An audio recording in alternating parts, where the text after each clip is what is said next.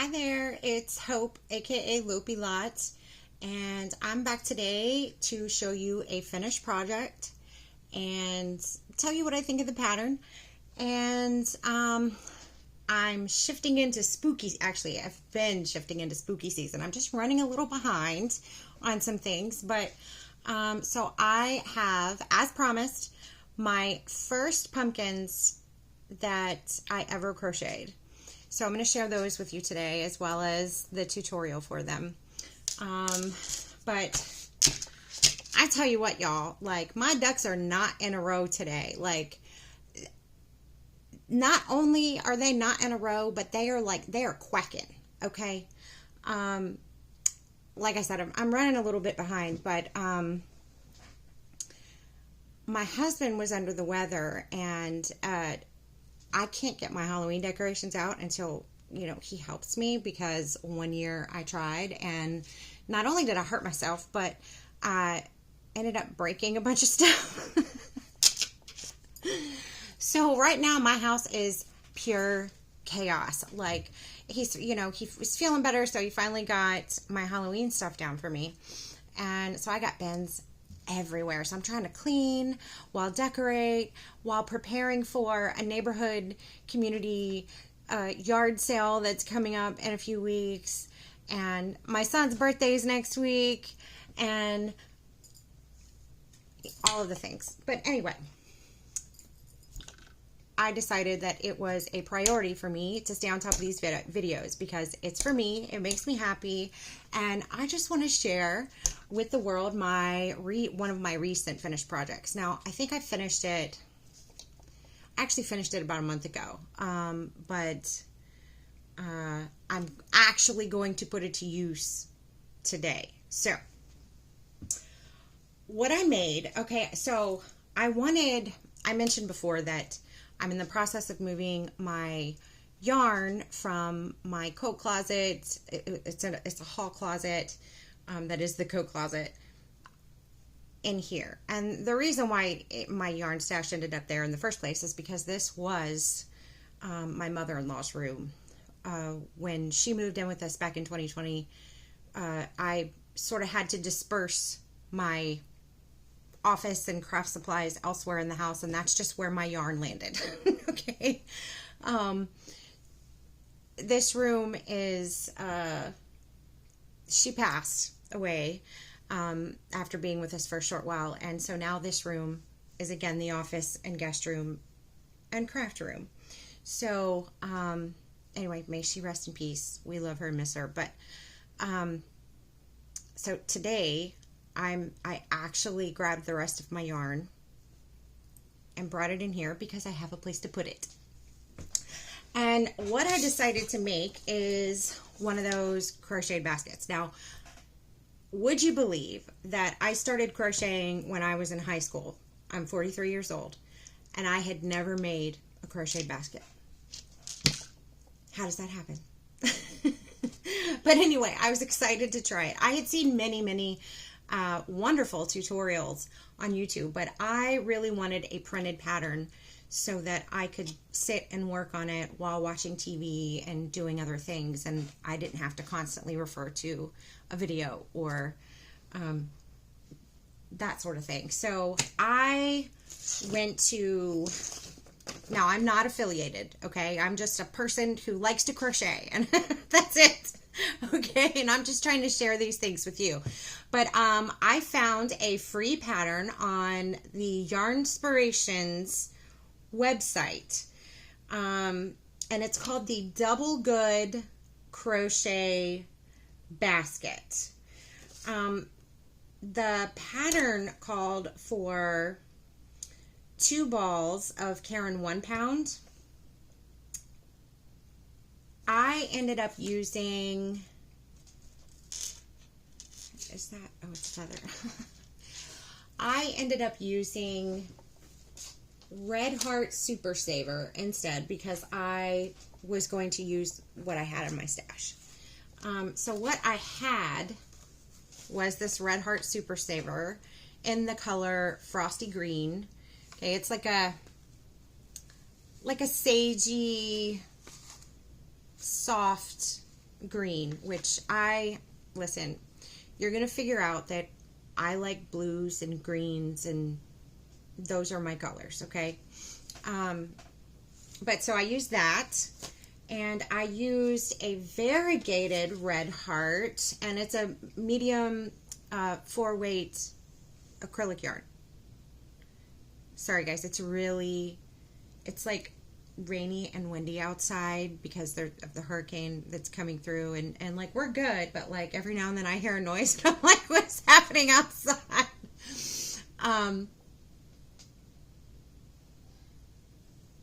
The wind is picking up, so I might have to pause this in a little bit, but sorry, back on track here. So Red Heart Super Saver, it was a variegated yarn. This is all I have left. But it was in the color Sutherland Stripe. And I'll see if I can't find a picture of what the colorway actually looks like in the skein. But it was a really pretty, it had blues and greens and beige, and anyway, you get the point. And then I used some Red Heart Super Saver white that I had in my stash. So all the same weight of yarn. So that's what I used. And then this, it's kind of floppy when it's not full of stuff, you know what I mean? But it's cute though. It's a big basket. Okay, so honestly, I could have used just 2 colors, but at the bottom, see, that's where I used the green and then the multicolored variegated color on the bottom, and I really liked it, but it was a little too dark. I wanted to like lighten up the top part, so that's when I switched and stopped using the frosty green. Hello, I'm peeking under my arm. I switched from the frosty green on this top part and used white with the variegated, and I like the effect that it gave. It makes me happy. It actually gives me like ocean vibes, like it belongs in a beach house. But my thought was, when I picked out the pattern, since it's my purpose for this basket is to put the extra yarn that was in my coat closet in this, to get it in here so that my coat closet can go back to just being a coat closet. Okay, we are decluttering, we are getting organized, we are getting the ducks in the row. That is the goal here. Okay.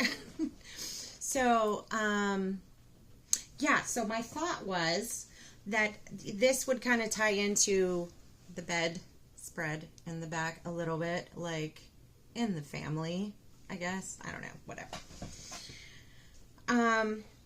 So yeah, so this is the basket, and I think if it would be stiffer, like you could do the same pattern but use 3 strands instead, and it would be like more like stiffer, but like it didn't matter to me. As long as I can get a bunch of yarn in here, I'm happy. So, but anyway, it's a free download, this pattern. Okay, so if you would prefer, and I'm not knocking tutorials on videos, I listen to them and watch them all the time, okay? But sometimes you want a pattern to follow, and that's where I was at. And this was great because it was free. I downloaded it, I printed it, and I could sit and read it, and it was fabulous. Uh-oh, I'm hearing the tippy-tappy of one of my puppies. Hello, Bo. You want to come say hi? Come here. Up, up. Come here. Come here, handsome. Hey, big boy. You gonna hang out with me for the video? You want to come up? Up. Come on. Oh, there you are. You guys meet Bo. This is my pit bully. His name is Bo Nose Limeberry. Oh, I know. Do you need to go outside? Is that what you need? Or you just want some attention since it's storming out? Yeah. Okay, I'm back, I think. I think he's just going to come hang out with me. Sit down. Sit. You got to sit. Okay. Okay, so where was, all right, the pattern. Okay. So listen, it's pretty beginner friendly. One skill that I would say that if you've never done a basket before that you need to understand and learn is you need to know what the front post of a stitch is, so that because you have to crochet around the front post of a stitch. So if you're going to make a basket, just know that that's probably, or if you're going to make this pattern in particular, a lot of them from what I've seen from other tutorials require that you do that. You have to crochet around the front post, some or behind the front post. But anyway, this is a great pattern. I'll include the link in the description. I mean, considering that it was the first basket that I ever made, I'm pretty excited about it. So yeah, I didn't have any trouble. Oh, another thing that I would recommend if you've never made a basket, maybe you have and I'm just whatever, but anyway, if you haven't, is that in this pattern in particular, like I'm used to crocheting in the round. I've done that plenty of times before, and I'm good at, you know, recognizing what stitch is what and what's a slip stitch and what's not. But if you are new to crochet and you struggle with that, oh, honey, you are making so much noise. Goodness. Stitch markers. Use some stitch markers, and if you don't have a stitch marker, just take a little piece of scrap yarn to mark your stitches, because there's a point in the pattern where you stop crocheting around and you start slip stitching, turning, and then crocheting back the opposite way. And the first time that I did that and I got back around, I was like, wait a minute, is that a slip stitch, or is that my first stitch, or what is that weird piece of yarn right there?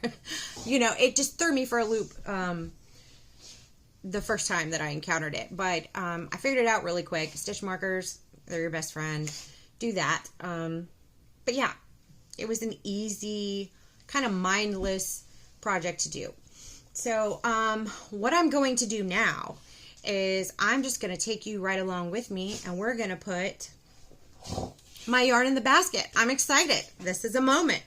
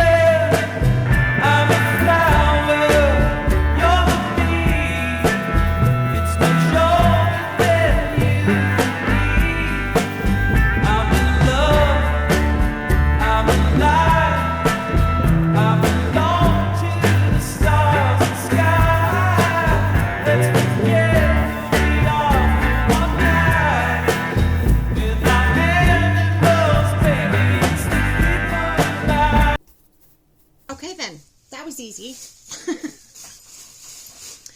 So the actual thing that it was in the closet with, I'm going to check to see if anybody else in my family can use it, and if not, it's going in the yard sale. So I had already done a pretty good job of like working through. Now, I didn't have a huge stash because, let's face it, I don't have the room for, you know, one of those big walls of yarn. And I have yarn envy. Actually, I wouldn't call it envy. Like, I'm happy for y'all.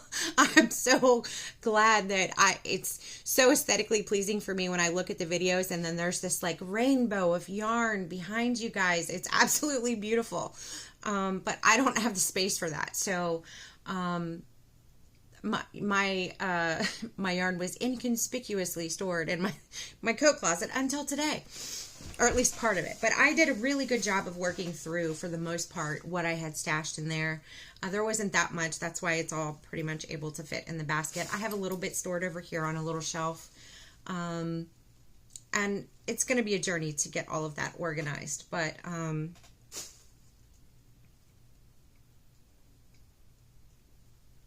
yeah. So, bonus, as I was cleaning out my little organizer to put things into the basket, which, look, it's just living over there at the foot of my guest room, my guest bed now, which I don't know, it makes me happy. But anyway, bonus, I forgot, how did I forget that I did this? I made a granny square blanket for some friends of ours when they had their son Ian. Gosh, it had to have been 2019, 2018, 2009. I think it was 2019. Anyway, but with the leftover yarn, like, I just kept making granny squares. And so I found just now, I've totally forgot about these. Like, totally forgot about these. I just found all of these granny squares. And I'm like, how did I forget about these? I guess life just got crazy and busy, and I don't know, stuck back there in that closet, I guess, out of sight, out of mind. But I'm going to have to do something with this. I'm going to have to block them and weave in on my ends. And, I mean, shoot, it might be enough for another baby blanket. I don't even remember what size hook I use. I mean, I can figure it out, but look at that, you guys. Go to declutter and reorganize, and ta-da. So we'll add that to the to-do list. This poor bag that it was in, it's like coming apart. But no, I had already used up a good bit of my stash. Back in the spring, we had another community yard sale, and I de-stashed and sold a lot of yarn that I knew that I wasn't going to use. So, and what didn't sell at the yard sale, which actually most of it did, but what didn't sell at the yard sale went to the thrift store. So, anyway, moving on, I mentioned that I have been shifting into spooky season. I'm just behind on sharing that with you, and I'm behind on decorating, but I got my spooky season cup today. I'm kind of wearing spooky colors, but what a break. I promised in, I believe it was my very first video, that I would share the first pumpkins I ever made. Now, I made these in 2018.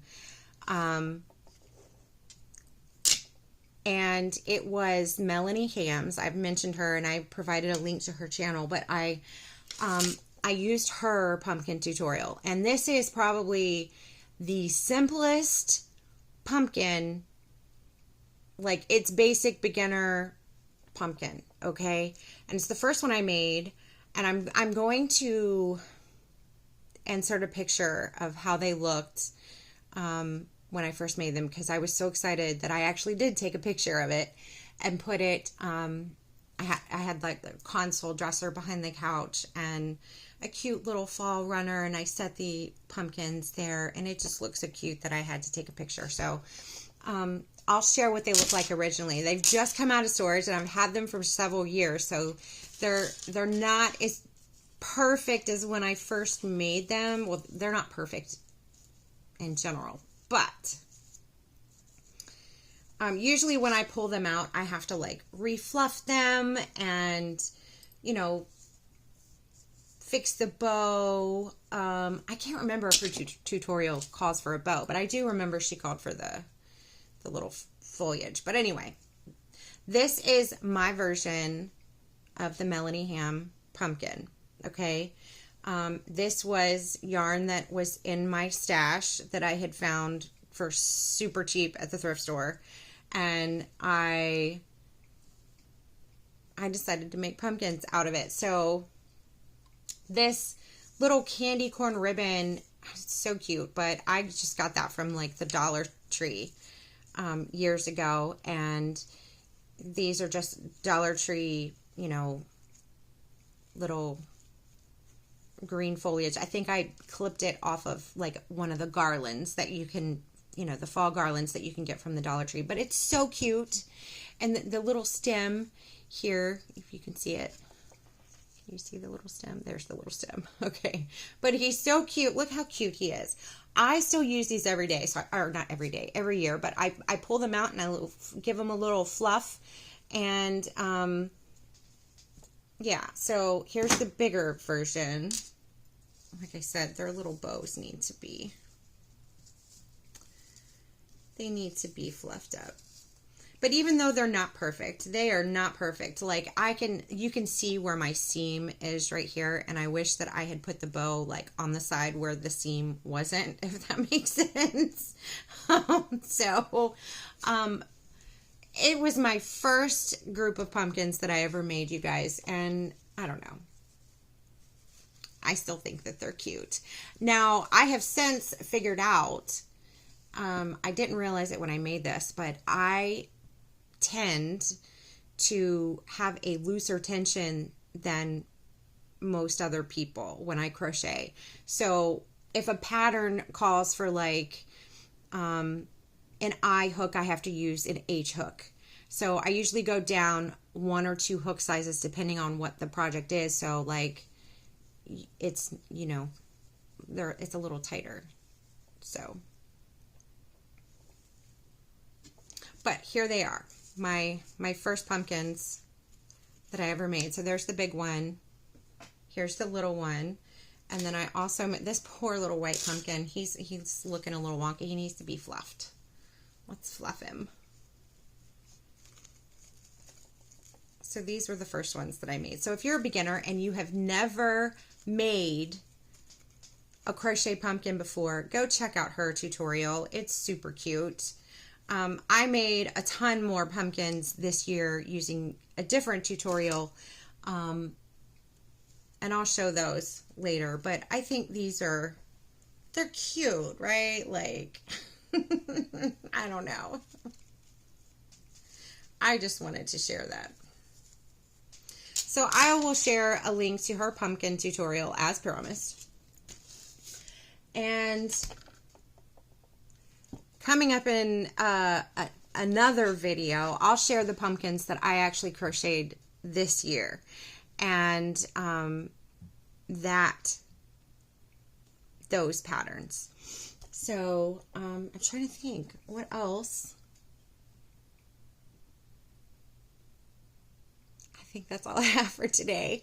I'm excited that it's spooky season, and I'm probably, like, I feel like I haven't gotten to make nearly as much as I want to for Halloween, for spooky season, and for fall.